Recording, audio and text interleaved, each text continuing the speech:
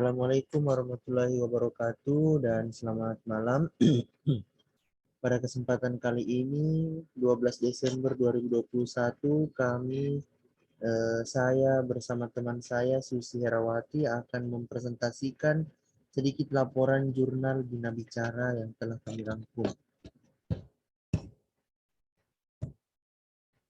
Yang pertama, latar belakang.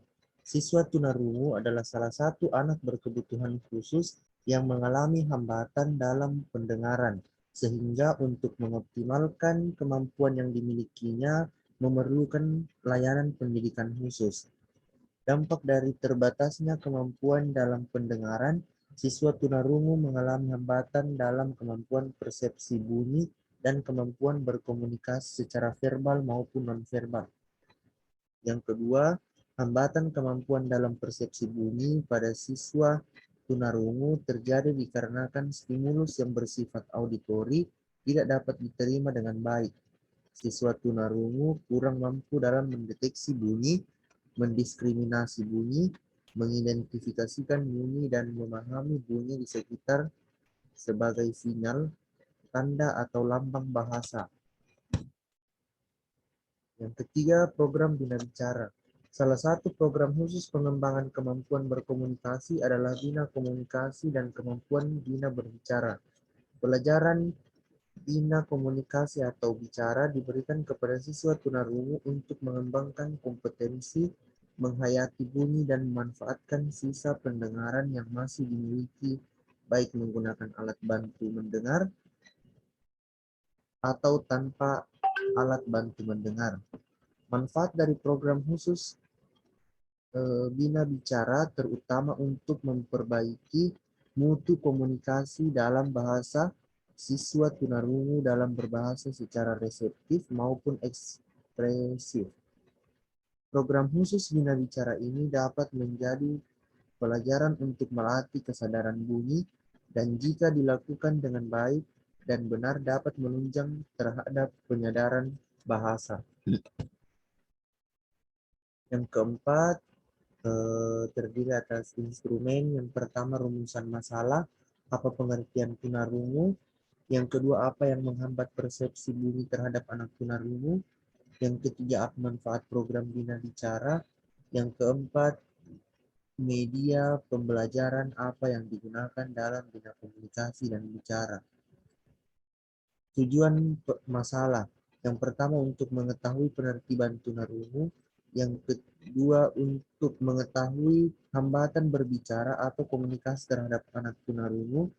Yang ketiga, mengetahui manfaat program bina komunikasi dan berbicara.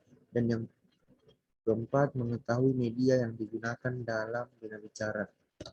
Selanjutnya saya kembalikan kepada Saudari Susi Herawati untuk melanjutkan. Baik, langsung saja. Pembelajaran Bina Komunikasi atau Berbicara merupakan program kekhususan yang ditujukan untuk mengoptimalkan sisa pendengaran dan kemampuan komunikasi verbal pada anak tunarungu. Ini memiliki karakteristik tersendiri sebagai konsekuensi dari sifat materi, metode pembelajaran yang digunakan, alat pendukung yang digunakan, dan karakteristik ketunarunguan sebagai subjek dalam pembelajaran ini. Atas dasar inilah, melaksanakan pembelajaran bina diri harus didasarkan pada kompetensi guru secara profesional.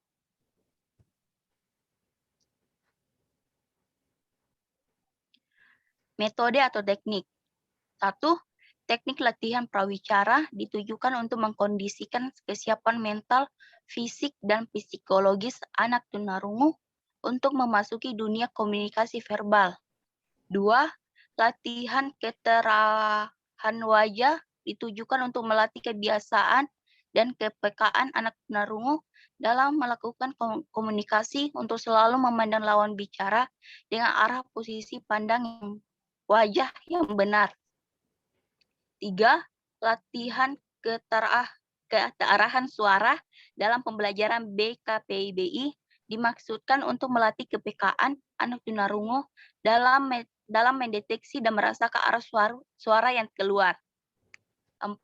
Latihan pelemasan organ bicara adalah upaya lainnya yang digunakan oleh guru untuk menstimulasi keberfungsian organ bicara anak tunarungu secara maksimal.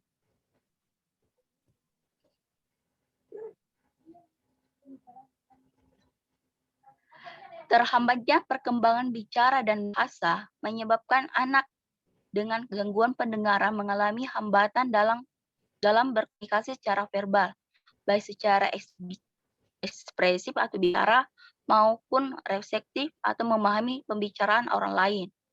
Keadaan tersebut menyebabkan anak dengan gangguan pendengaran mengalami hambatan dalam berkomunikasi dengan lingkungan orang lain, mendengar yang lazim menggunakan bahasa verbal sebagai alat komunikasi.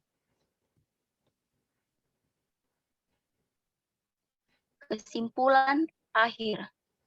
Kesimpulan program Bina Bicara sangat penting bagi anak penyandang tunarungu. Dalam program Bina Bicara bisa mengoptimalkan sisa bunyi yang mereka dengar, supaya siswa bisa melatih kesadaran bunyi mereka dan program bisa bicara menjadi landasan membuat diagnosis dan penanganannya. Teknik latihan prawicara ditunjukkan untuk mengkondisikan mental fisik dan psikologis anak tunarungu. Sekian dan terima kasih. Oke, itulah tadi presentasi singkat dari saya dan rekan saya, Saudari Susi, mengenai laporan Bina Bicara yang kami rangkum. Demikianlah apa yang telah kami sampaikan. Semoga bermanfaat. Wassalamualaikum warahmatullahi wabarakatuh dan selamat malam.